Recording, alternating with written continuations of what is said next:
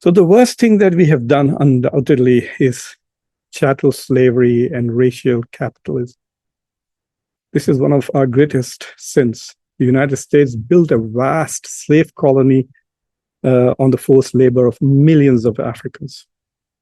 Slavery became a system of racial capitalism that enriched plantations, banks, merchants, and industry. If you have millions and millions of people working for nothing for you for centuries, no wonder you will become a great economy. Economically great, but morally terrible. And its legacy still remains. There is racism in America even today. There is segregation, sometimes culturally, sometimes even politically. And we have still not overcome. Things have become undoubtedly much better. We have even had a Black president. But still, the remnants and the lingering residual odor of racism and slavery continues to mar our contemporary politics and society. The third best thing that we did was to defeat fascism and create a post-war order which was based on liberal values. We played a decisive role in defeating Nazi Germany and Imperial Japan, even though most Americans will not realize that, but actually the Soviet Union also played a phenomenal role in defeating the Nazis, and China played a very important role in the defeat of Japan. History in America is taught from a very Eurocentric perspective, and I wouldn't be surprised if many of the members of the US Congress and the Senate have zero idea of the sacrifices that the Soviet Union and the Russians made while defeating the Nazis in Europe, and the Chinese made while defeating the Japanese in Asia. But nevertheless, if the United States had not entered the war, fascism would have won. Not that Europe would look better than what it is at this moment, but it could be worse, definitely. And of course, the United States then rebuild Europe with its Marshall Plan, but more importantly, build an international system that allowed many countries to become independent and prosper. The fourth big contribution that America made to the world is the modern research university and science ecosystem.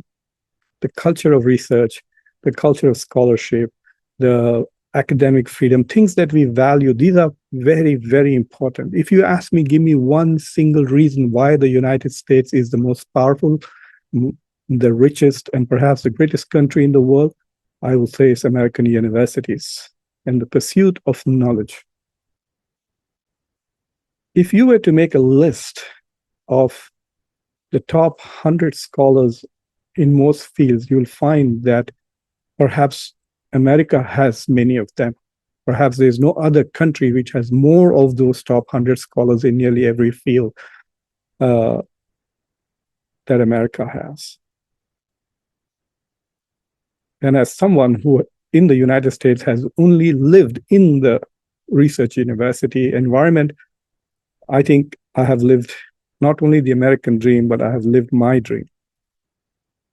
There is no better job than being a tenured professor.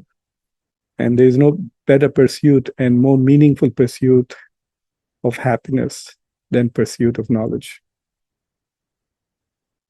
And the only thing better than the pursuit of knowledge is sharing of that knowledge. The second terrible thing that the United States unfortunately did is genocide and dispossession of Native people. The way we treated Native Americans literally wiped their identity, wiped out their existence, destroyed their nations, killed most of them,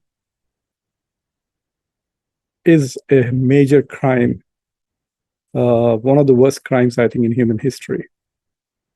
And unfortunately, we haven't learned from our past, and we continue to do that. America was one of the countries that continued to support apartheid in South Africa. The last country to continue, it's only UK and the US which were supporting the apartheid regime of South Africa when the whole world had turned against it. And of course, the hypocrisy of talking about liberal values and democracy and human rights while continuing to support the apartheid regime of South Africa. And we continue to do that. There is a genocide going on in Gaza, and the biggest supporter financially, politically, militarily of that ongoing genocide in Gaza is unfortunately the United States of America.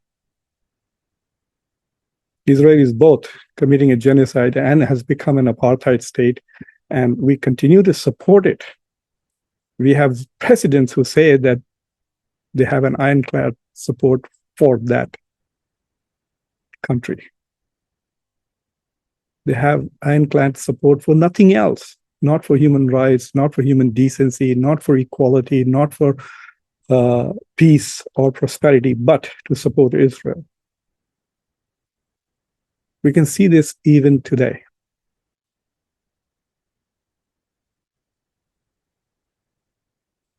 So this seems to be an ongoing crime and sin that we continue to commit periodically.